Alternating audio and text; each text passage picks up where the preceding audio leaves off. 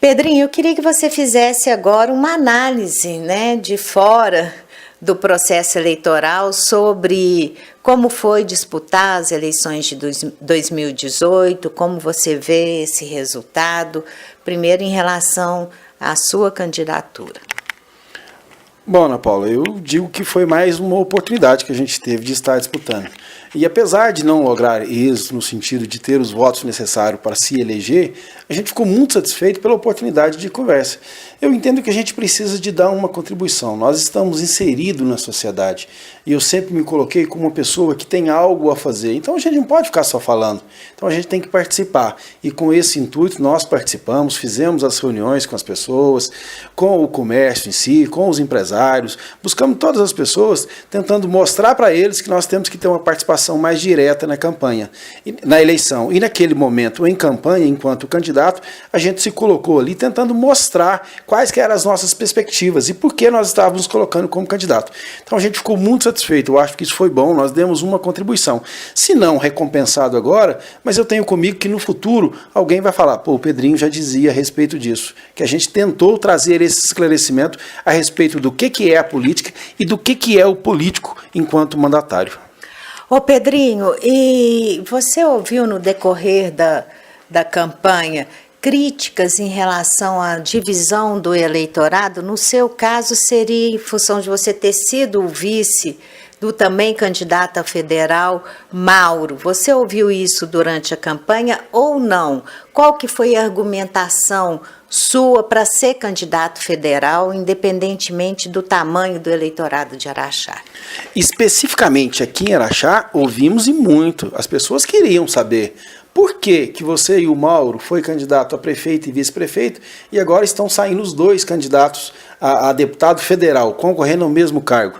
E a gente, na verdade, é o seguinte, agora que passou, é até difícil. Agora, você imagina durante a campanha, como que dá uma resposta? Porque o eleitor estava certo aí. O eleitor quer saber, por que você estava junto e agora está separado? Fica parecendo que a gente está buscando algo pensando em si próprio. E não era o que eu estava demonstrando. Agora, o fato de ter saído o Mauro, deputado federal, e eu também, deputado federal, ocorreu pelo fato de que, quando terminou as eleições, o Mauro veio a público, tem um vídeo dele que rodou, e disse que seria candidato a estadual. Eu, passado a eleição, que foi a eleição municipal, eu retornei ao Conselho de Engenharia, disputando uma vaga no Conselho. E lá dentro a gente começou a trabalhar essa condição de repente, eu ser uma pessoa a ser aproveitada para ser um candidato. Então, isso veio sendo trabalhado, existiam outras pessoas, mas o nosso nome foi afunilando ali, e acabou que, quando aproximou da eleição, nós estávamos definidos. Ocorre que, no prazo final, em que vocês têm que estar afiliado ao partido, para nós foi uma surpresa quando o Mauro veio dizer que estava afiliado ao Avante, que era o mesmo partido que já tinha um candidato a estadual, um pré-candidato, por natureza, porque ele já era mandatário, que seria candidato a estadual. Então aí sim, ele veio, não, eu vou ao federal. Numa conversa que nós tivemos, até oportunamente, quando ele passou próximo à minha casa, e eu estava lá, e a gente conversou, ele me disse que ele não teria condição de fazer a campanha estadual, e por isso que ele preferiu ir ao federal. E eu disse para ele o seguinte, que eu não tinha mais condição de desistir, eu não poderia, porque eu tinha firmado um compromisso, mas que isso seria prejudicial para nós dois. O que foi? Porque a gente não tem uma explicação, nem após a eleição eu não tenho uma explicação. Então, ocorreu tudo isso e acabou que a gente saiu os dois candidatos, e eu acho que isso foi um prejuízo muito grande para Araxá.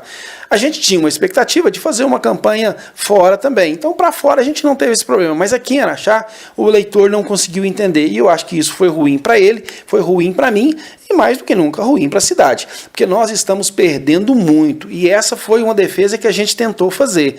A nossa região aqui, mesmo região do Alto Paranaíba, que se constitui de umas cidades pequenas no entorno aqui, que tem Araxá como polo, e por ser polo, essa cidade é básica dos equipamentos necessários para essa região, e nós não estamos sendo atendidos totalmente com esses equipamentos, porque nós não temos uma representação para fazer a defesa necessária para essa região. Então nós estamos brincando com isso e não sabemos até quando que isso vai permanecer dessa forma. Inclusive, corremos um risco, né, grande de não ter mais a representação na Assembleia, né, através do deputado estadual Bosco, que foi reeleito, justamente também porque no grupo político dele houve uma cisão.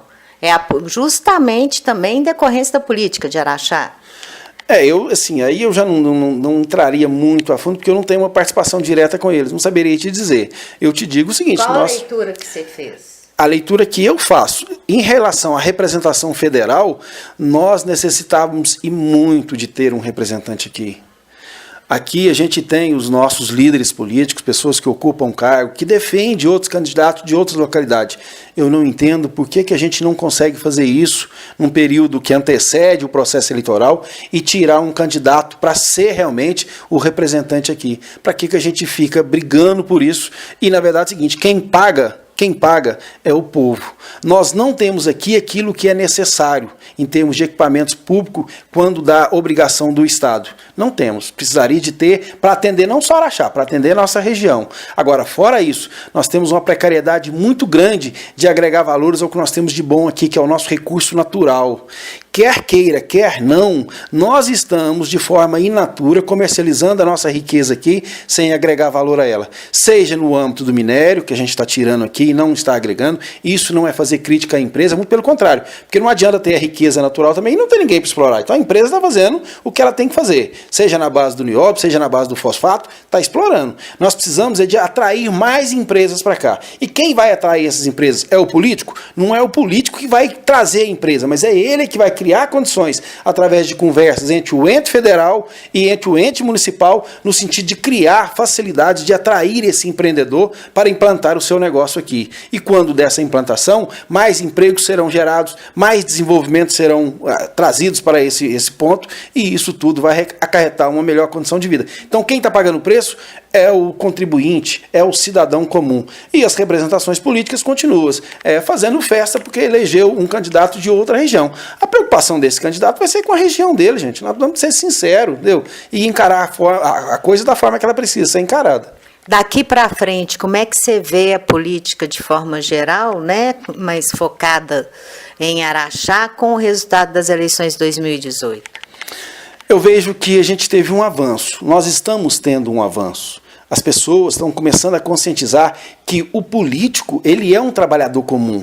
O político, ele é um ente que pertence à figura do Estado, na representação dos três poderes. E ele tem que ir lá para cumprir uma obrigação. E tem que ser uma pessoa capaz. Então a gente está começando a assistir isso, porque a política está melhorando. As pessoas estão começando a se envolver. Nós estamos tendo um grande exemplo. E eu acho que Minas, aquilo que se diz, a transformação do país passa por Minas, vai mostrar que passa mesmo. Porque nós estamos dando um grande exemplo em relação a essa escolha. Então a gente vê com bons olhos essa mudança que está tendo, e precisa ter. Agora, especificamente Araxá. Acho que Araxá volta agora a ter uma possibilidade realmente de combater algumas injustiças que já foram feitas com Araxá. Então nós estamos avançando e muito. E eu acho que isso é o que nós queremos. Claro que eu, enquanto candidato, gostaria muito de ter a oportunidade de ser deputado. Mas, por outro lado, eu sou um empresário que estou aqui em Araxá, que tem as minhas empresas aqui, que tem a minha família aqui. Eu quero o desenvolvimento de Araxá de forma ampla e que outras pessoas também tenham essas oportunidades. Nós estamos com o nosso vínculo na faculdade e nos corta o coração ver que, ao término de cada ano, os alunos estão formando e não tem opção nenhuma de emprego. E não tem opção de emprego porque nós não estamos agregando valor ao que nós temos aqui. Não está gerando novos empregos, porque não vem indústria para cá. Então eles acabam tendo que migrar daqui para uma outra região mais prósperas ou até mesmo para fora do país. Então eu acho que isso é o que o político em si tem que ter como responsabilidade. Ana Paula, eu acho que hoje a coisa pode estar muito boa para mim, mas e o meu neto? E o meu bisneto? Será que ele vai ter essa condição?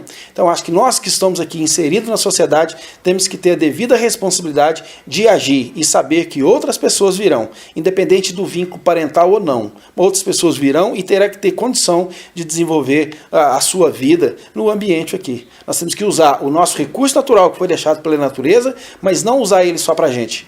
Usar ele no sentido de renovar, de agregar valores, de melhorar a transformação. É isso que precisa.